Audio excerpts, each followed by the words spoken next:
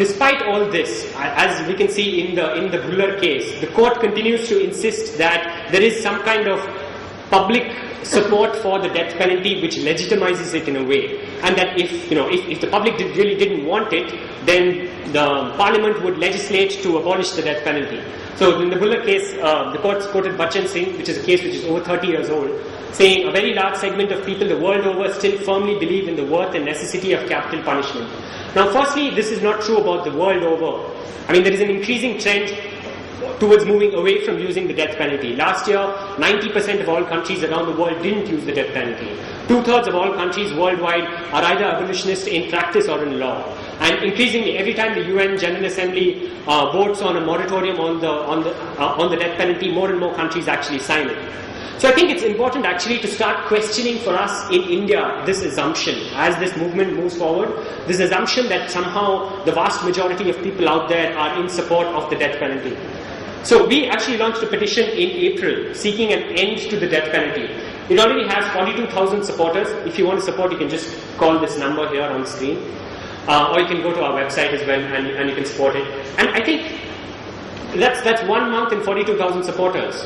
And I think that should make us question this assumption that people are fundamentally for the death penalty. I think in this, what the two previous cases, what the Delhi gang rape case and the case of the rape of the child have shown is that people are fed up in a sense with the impunity that's in the system, and they see the death penalty as kind of like a quick fix solution, because they just want to do something, anything, and the death penalty seems to be something that seems to work, and people believe at an intuitive level that it has some kind of deterrent value.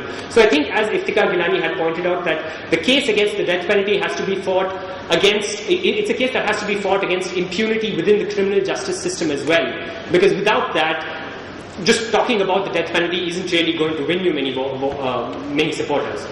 So I think I'd just like to conclude with that, with just saying that we need to question some of these assumptions that people out there that people like us are actually in a minority, and we need to keep this movement forward and get newer voices and newer audiences to actually join the movement to question the death penalty in India. Thank you.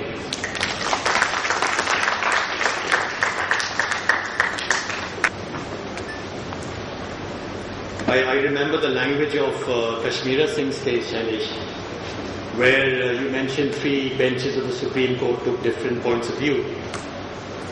And then the Supreme Court said it is a very sad day that the registry of this court did not produce the papers before us, indicating that the co-accused had been commuted to life. And in the meanwhile, because of an error in the registry of this court, a man has been hanged and is now beyond the writ of any court. Kashmira Singh's case, the irreversibility of the death sentence, a mistake in the registry of the court, and papers not being produced in respect of the co-accused.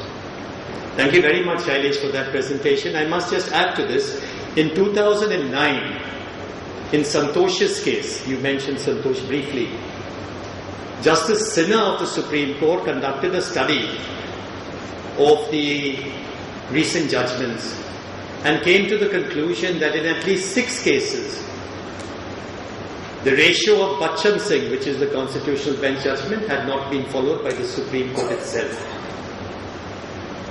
Bachchan Singh and the rarest of the rare, you must know this because it's argued on television many times, but not very well. The rarest of the rare standard requires 2 things to be satisfied. The first foundation, if you like, is heinous crime. So you'll hear people argue about that, how heinous the crime is. But that is not rarest of the rare. He killed a member of a family, he killed a child, he did this, he did that. That's not rarest of the rare by itself. So heinous crime is one thing. But the second requirement that must be met is that the state must lead evidence, not the accused. The state must prove by leading evidence that the person is incapable of being reformed. Please remember this in all your discussions and debates on the death sentence. The second limb, as important as the heinous crime, the state must lead evidence and prove that person who's committed the heinous crime is incapable of being reformed. And Justice Sinha said a study of judgments show that in at least 6 cases there's no reference at all to the capacity of that person to reform. And then after that, I think in 2012 we have Justice Lokraj's judgment that judgments in death sentence cases have become judge-centric.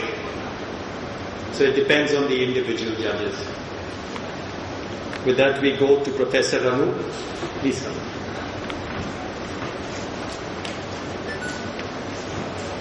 To you today about the use of the death penalty in anti-terror legislations and basically in the context of terrorism.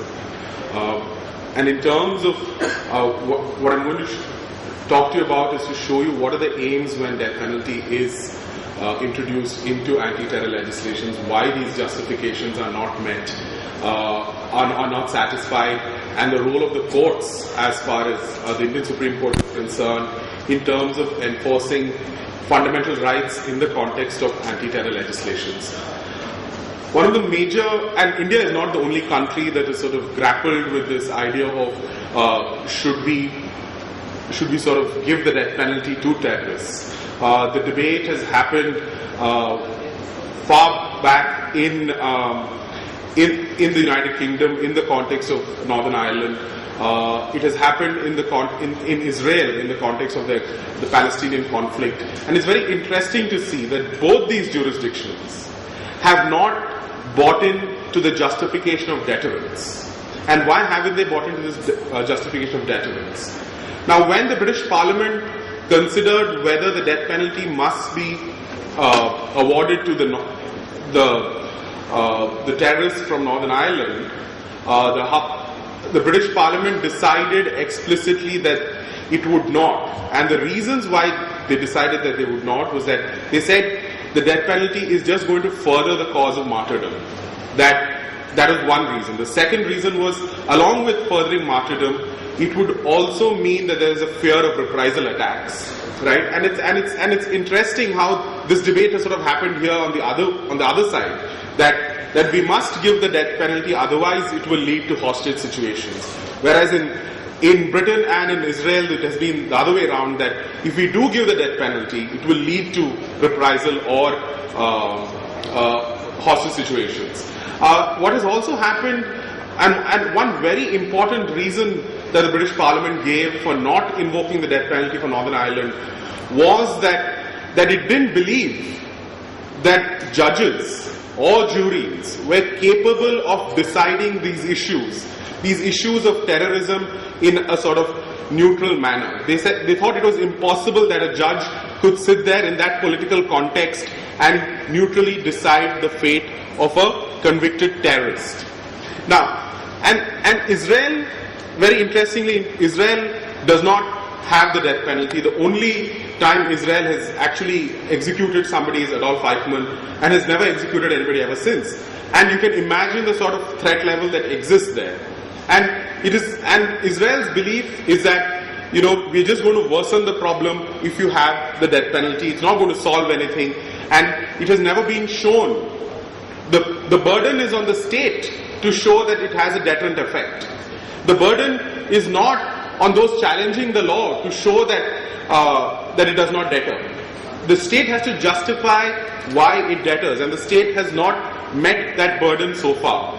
As far as challenging terror legislations in India are concerned, be it in Kartar Singh's case and in PUCL's case where the constitutionality of the POTA was upheld, or in the Naga People's Movement case where the constitutionality of the AFSPA is upheld, and Bharat Shantilal's case where the MCOCA is upheld. What you will see is that the court is extremely deferential to the political arm of the state as far as matters of national security is concerned. Now you will see that direction of judicial review as far as national security legislations are concerned to be a far weaker form of judicial review. The judiciary is far less keen to question political decisions in the context of national security, and this is a sort of constitutional trend you see from the days of A.K. Gopal, right? that the courts are reluctant to in any way enter into a substantial rights review over the issue of national security. Whereas you see in a post-emergency Supreme Court extremely keen to take on the state. But it is never keen to take on the state as far as judicial review of legislation is concerned, as far as terrorism is concerned.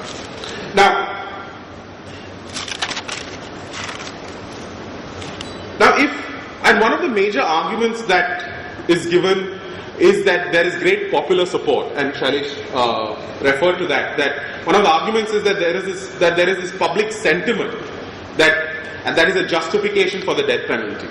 And again, we are not the first country or the first jurisdiction to deal with this. The same argument was raised in South Africa before the Constitutional Court in the Makwanyane case. And the court explicitly rejected the argument that there cannot be any justification for the death penalty on the grounds that 95% of the country wants it. Even if you show a study, even if you show a court that 95% of the country's population wants a death penalty, the court said that cannot be the justification that the state gives for enforcing the death penalty. And South Africa was very keen to strike, the South African Constitutional Court was keen to strike down the death penalty because they thought there was no way it could be applied in a non-discriminatory manner. And what they meant by non-discriminatory manner was that those who got the death penalty would always belong, invariably, to the worst of sections in society. It would always be the marginalized. It would always be the poor. And they said, in that sense, for the South African Constitutional Court, and that has important lessons for us here, that it is not the strongest argument against the death penalty may or may not be the morality of it, may or may not be whether the state can take life. It is about whether the death penalty can be administered in a fair and consistent manner. And the United States, which is seen as this great bastion of the death penalty, which has sought to keep the death penalty even for terrorists, and the sort of the strategy they use is to declare somebody an enemy alien and therefore then suspend all rights. Even there, it is interesting to see that the American Bar Association a couple of years back decided that it is not possible to apply the death penalty in a fair and consistent manner. This is after almost 3 decades since the judgment in Furman versus Georgia, where they struck down the death penalty. There has been this constant debate in the United States whether there can be, on the one hand, you have individualized justice, that each case must be considered on its own merits, and on the other hand, you have this consideration that there must be consistent application. And the American Bar Association has come up with various drafts of how you can achieve this balance, and has finally decided that there is no way you can sort of balance these two out